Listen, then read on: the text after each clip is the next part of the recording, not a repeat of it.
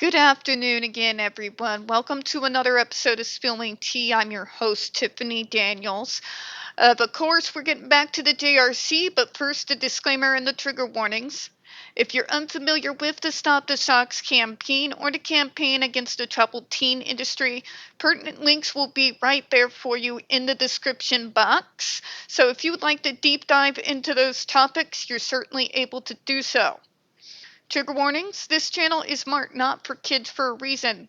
We do use profanity, of course, and when we are speaking on places like the Judge Rotenberg Educational Center or Agape Boarding School for Boys, you're going to hear vivid descriptions of and catch clips of surveillance footage of people with mental health issues and disabled people being tortured and abused. If you got young children present, please, that are 16 and younger and watching this, parental supervision is advised, all right? Okay, so back to the comments.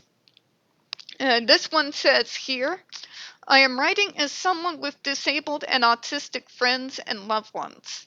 I believe the FDA should ban the use of electric shock devices for behavioral modification.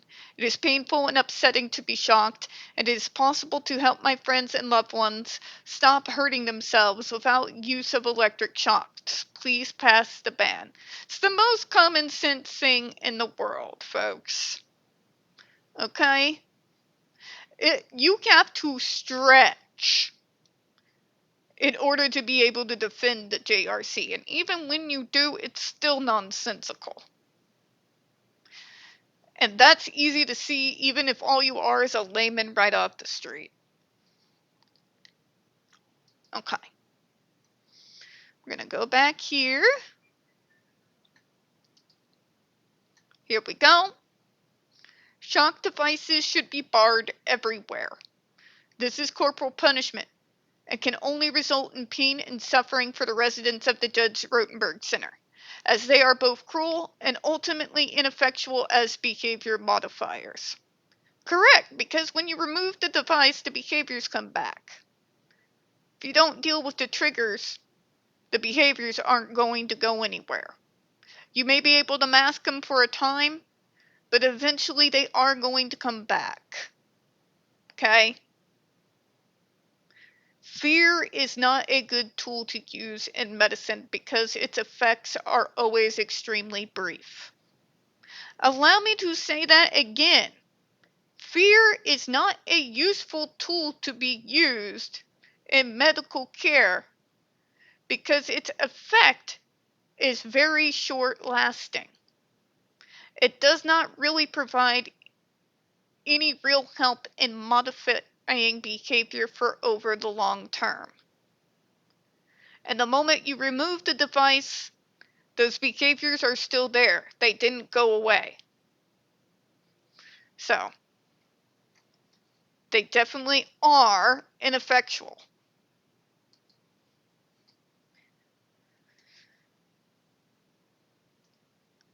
Alright, here we go. Here it says it's generally looked down upon to use shocking devices on even domestic animals. To the point, folks, that we literally share a hashtag for those who are fighting that animals do not be put on similar devices. They do have their own Stop the Shocks campaign for animal rights, which I also support. No shocks for anybody. How about that?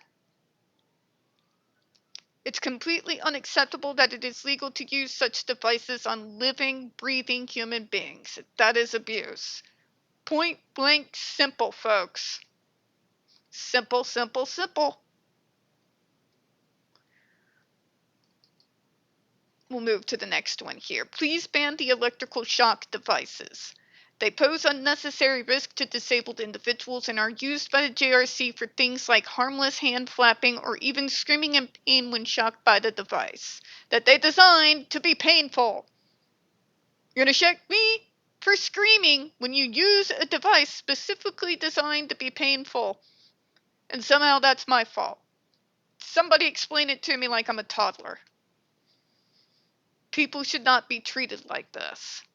That's the problem, folks. There are a lot of folks that deep down don't believe we are people. I hate to be that person, but I've run into it too many times.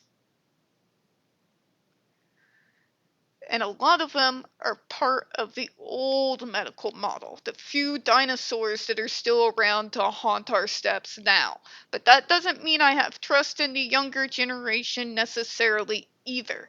The fight goes on. It's just we have more of a chance now with those who are looking at these practices for the barbaric insanity that they are. But there's still much work to do. I'll sleep when I'm dead.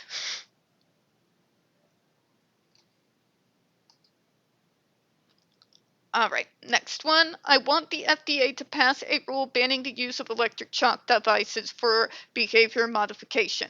The use of electric shock devices is inhumane and unjustifiable.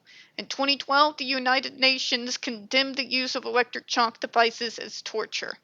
Torturing disabled people is not an acceptable or necessary method to prevent self-injurious behavior, and there are many ways to help disabled people without shocking them.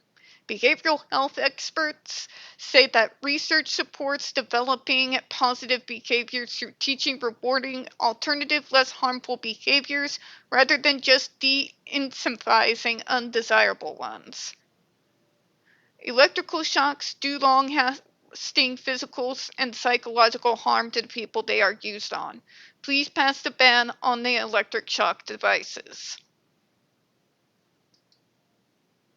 All right, we're going to go back. There's a few more. I'm trying to make this longer, folks. All right, here we go. All right. This gal says, I am writing to encourage the banning of electric shock devices for use on people with disabilities and neurodivergencies such as autism spectrum disorder. The use of shock devices to create aversion to behaviors like stimming is inhumane, considering that psychologists have known for some time that stimming is a self-regulatory behavior used by autistics to calm their nervous systems when stressed or bored. I throw in bored because, hi, that would be me, and that's usually when my leg shaky thing that drives my mom nuts starts taking place. I understand that clients at the Judge Rotenberg Center are being subjected to the path of electric shock devices, and as an anthropologist specializing in autism culture, I find this information to be horrifying. Please ban the use of electric shock devices such as the gradual electronic decelerator. The use of devices like these are causing trauma. Amen. And I would like to add on the back on of that, stop making the end goal in regards to autism treatment to be turning us into neurotypical light. Allow my neurodivergent ass to be unapologetically neurodivergent. It all my ponytail twisting around my wrists, leg shaking, info dumping glory. It helped me deal with the not so fun parts of my diagnosis. And then really that's all any of us are really asking for. Quit making me prioritize everybody else in my treatment program instead of, centering in on the patient. Okay? Simple as. All right, folks, we're going to get in a few more here. We did Brooke. Yep, we just did that one. All right. This one writes, I am an animal trainer, which is how I know that using punishment to train animals, particularly electric shock, is illegal in most of the world. Using electric shocks as punishment on anything with a nervous system is inhumane, and that it is being used on people is horrific. This is an awful human rights violation. Do the right thing and ban the use of electric shock devices as punishment. Go off and bless you for taking care of the puppies, kitties, and all the nice animals. We appreciate it. Again, the ferocious way I love animals, and how quick my temper goes out of control if I see someone abuse any kind of animal in front of me. Makes me want to start saying the pimp's prayer from Boondock Saints. Lord, please bless this hand. I'm not going any further than that. Don't need to dig my hole any worse. Alright, next comment. Using electrical stimulation devices on human beings in an attempt to dissuade certain behaviors is not only ineffective grossly, but inhumane and creates an unavoidable potential for abuse. Furthermore, self-injurious and aggressive behavior are the result of stress. And causing pain and fear in an already distressed and overstimulated person is again not only ineffective but grossly inhumane. People who struggle to express themselves or who, without malice, act in ways that are confusing or frightening to other people deserve as much as anyone else to be treated with dignity rather than subjected to physical abuse. The use of such devices should never be permitted. Very well said. Go down here. Alright, here's this one. Please move forward with banning these devices from use. Shock treatments are wholly inappropriate for the treatment of autism as well as inhumane. Public policy must move away from these archaic, harmful ideas and adopt modern, well-researched, and compassionate practices instead.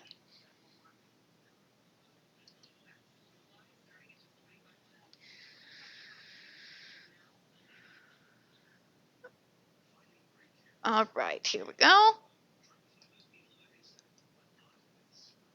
And let's read this one. The idea that a government agency that regulates medical devices, medicine being defined as the dictionary as the science or practice of diagnosis, treatment, and prevention of the diseases, would entertain any resolution other than a complete ban on something that treats no disease. What's next? Will the FDA license under the compassionate use sticks to beat cancer patients under the argument that they have lazy and disobedient T cells that are not eradicating cancer? Oh, good. Your wording is awesome, Victoria, and I have to thank you. Get him, Miss Van. Get him. Get him again. Get him for me. The people who support the use of shock collar and similar technology on human adults and children are a brand of psychological Lamarckism. Choosing to harm children rather than admit to their particular theory is unsupported by facts. Thank you. If pain was an effective way to teach or therapeutically readjust behavior, why is it not used in the most advanced institutions? Why do kindergarten and college prep classes not brag about their skill with the ruler? Why are stressed actors and grieving families not outfitted with the latest psychological technology, the painful zap? Probably because, as the scientific data shows, you simply cannot torture people into social well-being, nor into good test scores, classroom performance. Thank you. You might end up with someone who is abused on the other end, though.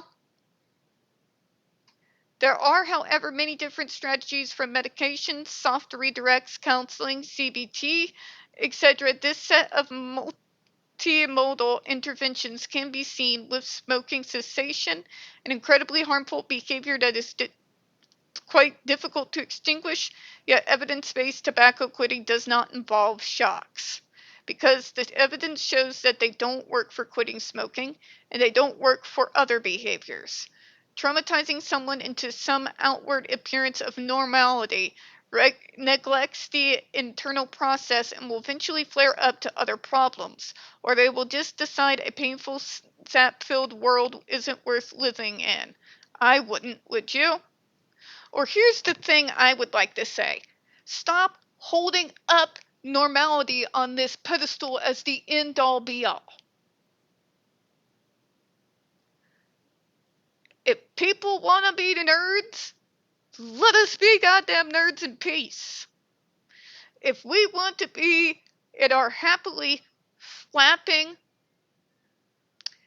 hand twisting, leg shaking, info dumping bubble of neurodivergent joy,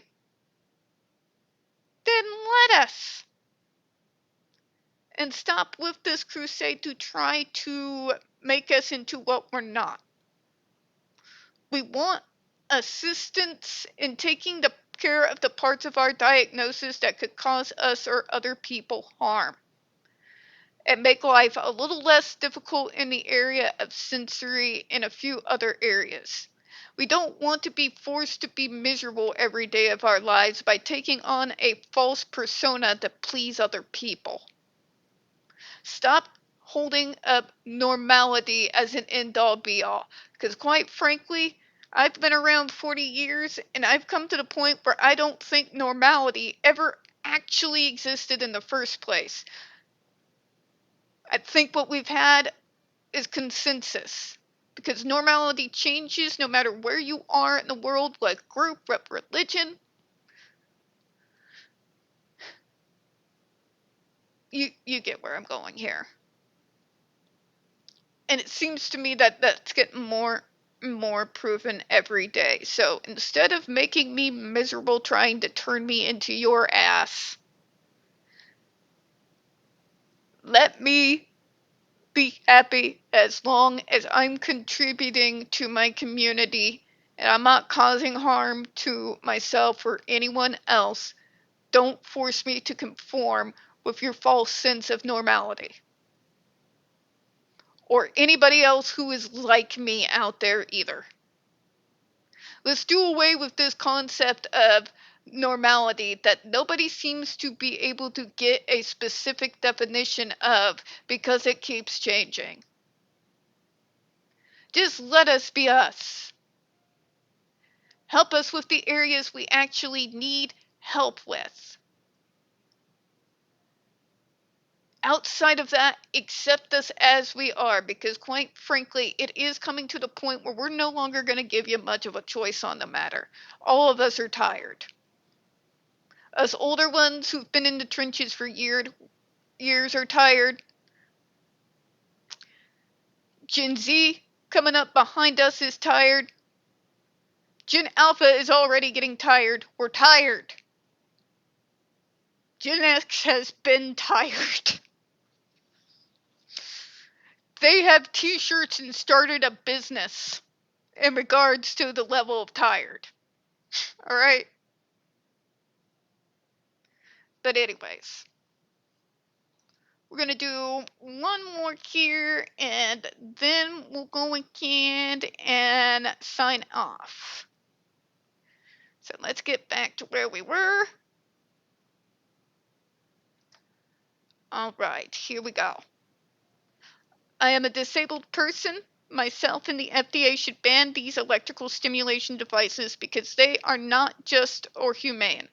The United Nations has labeled them as torture, and they dehumanize and cause pain to already marginalized people. The fact that they have been used at all is ridiculous and egregious. Think of putting yourself in their situation, and if you would enjoy that treatment. In the United States, due to lack of healthcare continuity and basic needs being met, all of us are just a few steps from becoming disabled every day. But for the grace of God, go you people. Remember it. I'm not saying that as a threat. I'm saying we need to really look at how we treat other people. That person receiving this maltreatment could be you, a sibling, a parent, a friend.